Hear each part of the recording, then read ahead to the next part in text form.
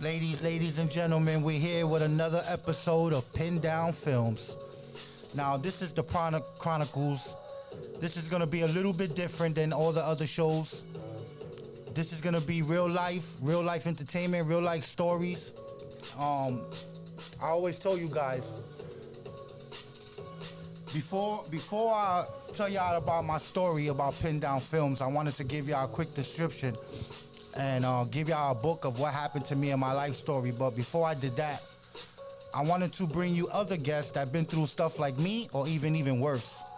So with that being said, I want to welcome you, my guest, one of a kind. This guy, man, he ringing bells. I'm talking about a lot of years. I thought I went through something bad, gentlemen. Like, this guy, he did decades. Like, my children are 30, and he did around like that time. You know, he's blessed to be out here. He's blessed he turned his life around. He learned the skill of painting. He brought him to the prisons.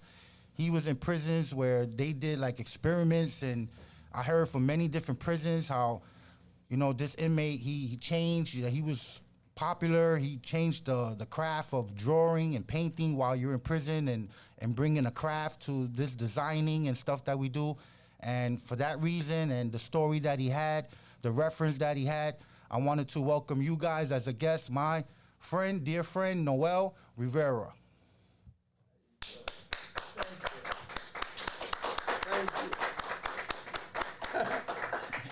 Thank you for coming, Noel. Thank you, man. Man, listen. I'm honored to be here. You know, Pin Down Films, you know, is a blessing to me. When I came here, I didn't know you guys did this. Okay. And then, put the headphones on? If you want to, you know, you're good. I'm good. So then, when I started speaking to the brother, I seen what y'all do, I said, yo, I've been looking for a studio. I've been looking for a group of, excuse the modern day vernacular, I've been looking for a group of niggas I could roll with. That's what's up. You hear me? Because, you know, I've tried the marriage life. You know, I'm used to being around gangsters in the game and the fucking fire. I miss it. That's what's up. You know, and you know what I really miss? Being around a group of real live fucking Puerto Ricans, man.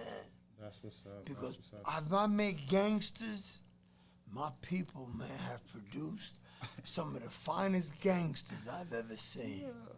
Yo, I love my brothers. that's what it is. So you Puerto Rican, Noel?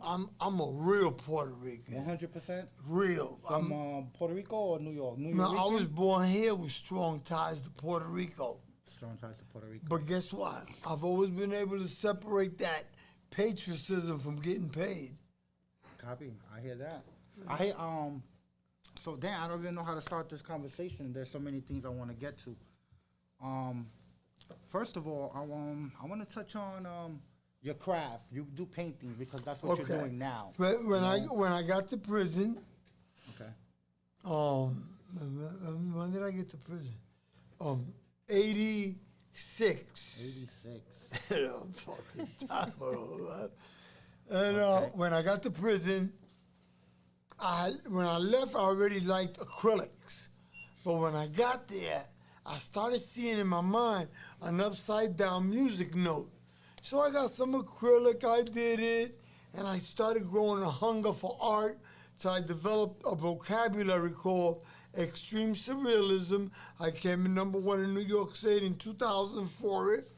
And I'm using one of the most complex techniques in the world, which is glazing. Glazing is really best done with dissolved amber crystals. Crystals that have been around for thousands and thousands of years. You gotta dissolve them in heat. It's a pain in the ass. It's $100 a half ounce, and you paint with that. And, you know, I dissolve those, and it's been a whole different. So you saying that you was ordering that type of material while you was in prison? In prison, we were buying it, but, you know, after a while, man, paper got thin. So they have canvases and stuff like that? Yeah, they do, but, you know, if you got to be able to order stuff from the street, but they had an Albany art show, and you could promote your work. And I seen some guys that were incredible. They were good, but I was just a little better. So, years ago, you was in a prison that was actually called the Experiment. Yes. Would you give some people the description of this? The Experiment was a jail to try to uplift the self-esteem. It was in Norfolk prison where Malcolm X was at. I was sentenced to 35 years, but not 35. 5, 5, 5, 5, 5, 5, 5, all concurrent and retro. So it's like doing just 5. Okay. So they put me there. They wanted to see if my shit was different. Okay. When they found out I was normal, they said, throw that motherfucker out of there. But when I was there, you're not going to believe this, but I'm going to tell you. You got guys that are allowed to do your jeans laundry. So your stuff is taken from your room and delivered back, pressed and creased, and you can have a business. I had a lamp business. You had businesses in the jail, and you had a grocery store that buys whatever you want in the street and brings it back. It was the prettiest, sweetest bid I ever did. This is New York City? No, Massachusetts, Norfolk. Nice. Man, I'm telling you. How many prisons you been to altogether? Too many. Too many. Yeah, I forgot. Too many. Started with Spofford. Then Spofford ain't no more. And you started jail, in the 85s? No, I started jail in 69. Wow. Yeah. So that, when you see jail now, or you hear about, have you been to prison recently for any type of things, or no? You've been, yeah, you've been good. I've been good. Good. Like myself. Yeah. So, what do you think about the culture now in the podcasting? Do you enjoy these things? Have you been? I seen you was on another guy's show. How did that come about? That was good. That was a show based on corruption, and art, and I was showing my art because my art is not just. Some guys just put something together because they feel that they're going to be. No, I studied art. Okay. For 20 years. I studied techniques like glazing, olla prima. These are all techniques, and they were hard. And, when you look at my work is not just prison art. It's art. It's heavy art. It's a language called extreme surrealism. And I make it subject to certain controls. For instance, extreme surrealism is non-contextual. I force my work to be contextual. It's subject to gravity. It's subject to light source, balance and harmony. So is this something that you can teach to the others? This is not something that the kids around here is not aware of this. They just draw. They just know draw and color. But I would love to teach anybody, man. Anybody. I've seen some of your paintings are very, very, very nice. Are these things for sale, or this is something that you keep for yourself as your personal collection? They're for sale down. I'm going to the show in Florida. It's the Art Basel, and I hope to. I hope they like my work. Yeah. So are you going to shows and? I have so. Do you put? All right. So as a collector of this type of material, are you exposing this to people so you can get a deal, making other people's ideas come true, or would you like to sell your own paintings and make a do you want to make a gallery? What do you see yourself doing in the future with the painting? Well, I've been painting for 40 years, and I got some good pieces. And I've never got, I thank the Lord Jesus Christ for everything that has happened in my life, because without him, nothing would have happened that was worth happening. But I've never been less than high ranked in an art show. I thank God for that. So people have graded your art, is what you're saying. I came in #1 in Albany. Art Show 2001. So Joe, talking to you in the conversations before as friends, you have something that we have in common. You were you in the Navy or signed up for the Navy or something? Yeah, I like was that? in the Navy. I was in Nam. You was in Nam. Wow. So, how was that experience being in the Army? Did you get any type of education from there or something? Yeah, it showed me where the bitch I was. Really? I was scared. Because the reason why I mentioned that because when I was 18 years old, I signed up for the military. I was desperate for a way out because my godfather, he was older and he was like, man, I see what the fuck you doing, you know? Yeah. So I knew, and he was on me. Like my cousin was on me, he was on me. So I signed up for the military. And I went to the cadet station. I went with my IDs, everything. I signed up. I talked to the recruiters. And like not even a month later, I was in jail. I was in a federal prison. Like Is that case? My case, yeah. That scary yeah. shit. So my case, Shit was scary. yeah, it was real scary. I went through a life experience. You know, I almost lost my life. You know, a lot of my friends lost their life. I wound up being set up by the FBI for. I want to ask you something. Yeah. Yeah. Right? This might seem a little inconsiderate to victims, but all I'm saying is that life is a journey, right? And the man you are today, right, is based on the conglomeration of those extraordinary experiences. So, when you're out there in the street, I don't know how you look to the public, but when you walk in a room with some real niggas, they identify you. They can see that shit in you. I've been through something, Joe. Like we all been. We all have a story, you know. I learned a lot because I seen death in front of my face, man. You know, I was set up, chased down, and brought to our knees in death. And my friends lay dead there, and then we went through a process of going into a system of the FBI and going into dungeons and castles in Manhattan. People don't even know, like, there's gates that lift up, and the officers leave their weapon there.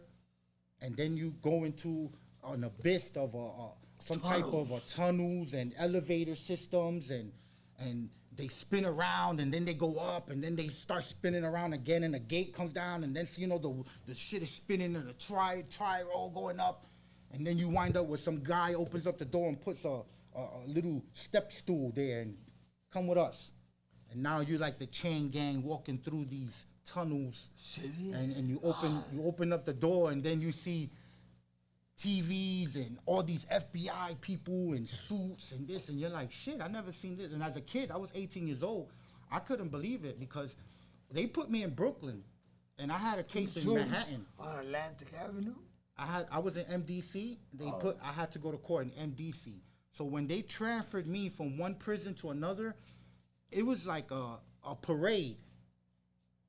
Because my co-defendants tried to escape the police raid because the police threw grenades in their car, stun grenades. They were like boom, boom, boom, and they were blowing up in the car, so they were forced to flee.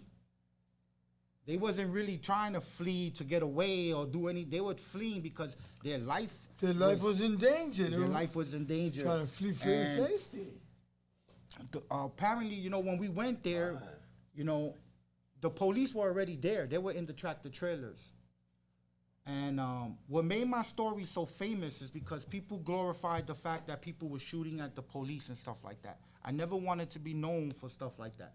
You know, artists were making music. You know, people clap back at the police and niggas from the Bronx and this and that. We was actually put in this situation. By the FBI. By the FBI. We were told what to wear. We went dressed like this. That's why I'm dressed like this. Not only because you're a fashionable guy, Joe, but you know, talking about this type of stuff, it brought me back to my real day and my ignorance of what we fell into, because they told us where to go, what to wear, what to do, and it wasn't even my issue. It was someone else's issue. They were setting up pure entrapment. They were setting up my friend, and we went to trial. I copped out during trial. We went to trial.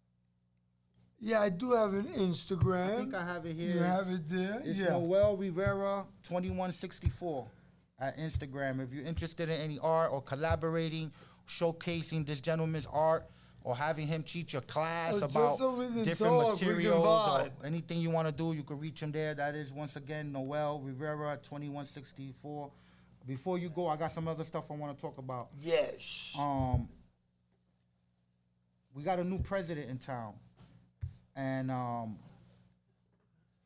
he's deporting everybody. You know, all the different nationalities are running around, and it's like an extreme art form going on with the Boricuas and stuff like that. Like, what is it that you think our time is with Puerto Ricans that we don't have to run and hide in a little hole? Or, you know, are we gonna get jobs? Are we gonna get grants from the city so we can have Chinese foods and Mexican foods and things like this? Maybe Puerto Ricans could have, because we've been here building this country, working, paying taxes, and we don't get a recognition. You know, they talk about a lot of blacks. I love the blacks. I grew up with blacks all my life. You know, I have nothing against them. But, you know, no one speaks about the people that we stuck here. You know, we can't go back to no other country and get no opportunities and do anything. What do you think about that? You know, First of all, we were talking about my Puerto Rican crisis. Yeah. That's what I call it. Because for too long, it's been too strong, the hate that every group of Latinos has shot at the Puerto Ricans for envy, just disliked us. Mm-hmm. And we've always reached out to them.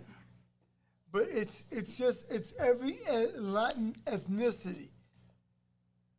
So you know what, a long time ago, I stopped trying to fit into them. And you know what I do? When I walk by them, I got a face of authority. Nigga, you just got here. I've been here. So you feel like I feel like what? And you know what? A lot of times I told them, and guess what? You know that little drug game you got? That shit is small. Fuck out of here. Yeah. The drug game is over. That's over, you know, but don't front on me, mother. We were rocking hard. And you know what? Nothing came of that. We destroyed lives. We lost everything we made. Man, that was bullshit, man. Getting back to that then, so were you into drugs or like, what? We went, when I was 8 years old, I used to like heroin. 8 years old? Yeah, I love that dope. Get the fuck out of here. From 8 to 14, I like the dog food, fellas. Wow, that's crazy. Yeah. So, but it was hard to cop. You couldn't sell to. I had other. They said, you haven't eaten and you're gonna have dessert. I never used drugs again. Really? I stopped, and then from then I became a drug dealer. Messed that package up. And then we all went to jail, you know, I did 30. So you actually did 30 years concurrent, straight? Straight, yeah. 30 years. Tell us what that's about. How does something like that go for someone that spend, you know, most of these guys, you got to remember, Noel, these guys come in and out of jail. Mm-hmm. In New York City, guys are used to going to jail for 6 months, 8 months, a year, 2 years, the most 3 years, 4 years, 5 years, whatever. Pick a number. Skip this. What is it like to do 30 fucking years in a jail, bro? You know what it does? It gives a nigga an opportunity to know who the fuck he is. Yeah. You know you more than anything. Yo, the nigga will know himself more than anything. For real. You'll find out who you could beat, who you can't beat. Mm-hmm. Yo, let me tell you something. I went in the bathroom with a dude one day. That motherfucker was a lion. I needed a whip and a chair. Yo, I hit that motherfucker with a shoulder that I used to use on my wife.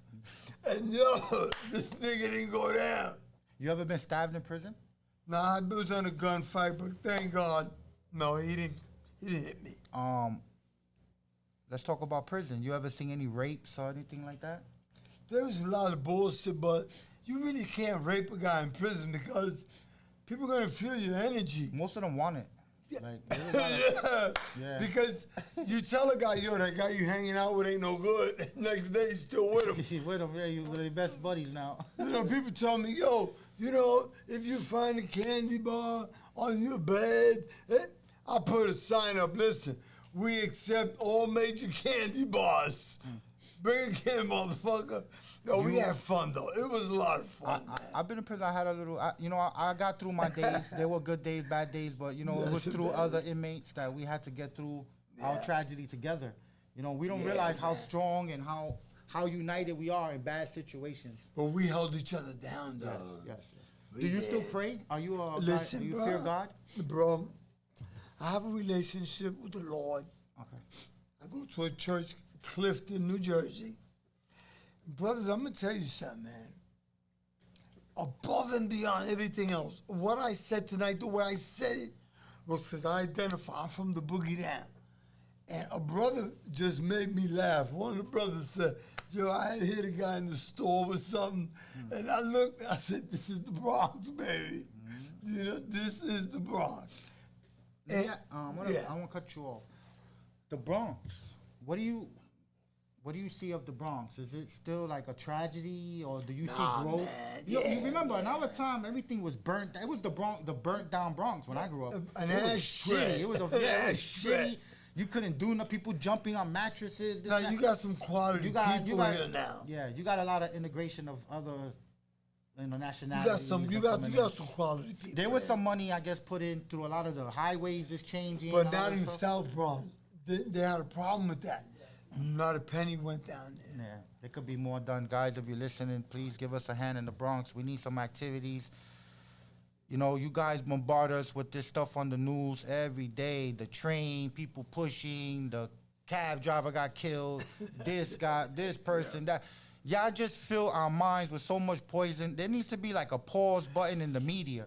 Because I feel like the media puts a bad temperament in you when you live in your life. They call you and tell you the cab driver got killed. I'm saying the news. When you watch the news, the way it is, it's so negative. Like, it's all you see. It's like they're prepping you to live a negative life. Cab driver got killed. That's like some normal shit in the Bronx. Yeah. That's it. It's crazy. I hate it because they're making violence by Facebook makes violence seem like it's normal. For people in the train to be remembering this and like it's normal. Yeah. You can flip one blow by mistake. A person trips, hits his head, you have a murder. Yeah, no. And over just arguments. You've been to prison. Most of the time you've been to prison, I'm sure you did this for a reason of profit. Why are we in a society where people are doing crimes for no profit? No, just like, for an example, like pushing somebody in front of the train. Oh man.